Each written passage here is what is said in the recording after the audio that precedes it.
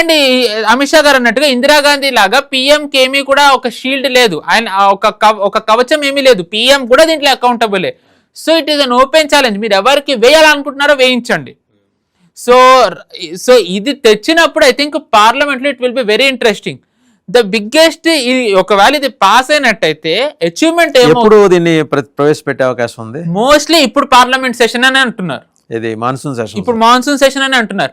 అదే అన్న ఐరనీ ఏంటంటే, ఐ మీన్ ఐరనీ అనాలి, దాని తర్వాత వీళ్ళ ఛాలెంజ్ అనాలి, వీళ్ళందరూ కూడా 1 నేషన్ 1 ఎలక్షన్ కి యూసీసీ ఎఫ్సిఆర్ఏ మీద ప్రిపేర్ అయ్యారు. ఇది 130th constitutional amendment out of the picture all of a sudden వచ్చింది.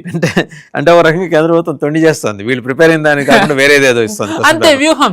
మనం చూసుకుంటే కనుక ఆర్టికల్ 370 కూడా ఇలాగే జరిగింది. వాళ్ళు తెచ్చేంత వరకు ఎవరికి తెలియదు ఆర్టికల్ 370 తెస్తున్నారని చెప్పి. August 5th అండ్ ఒక రకంగా బీజేపీ ఆగస్ట్ లో హిస్టారికల్ వి వాళ్ళవి జరుగుతూ వచ్చాయి పార్లమెంట్ లో.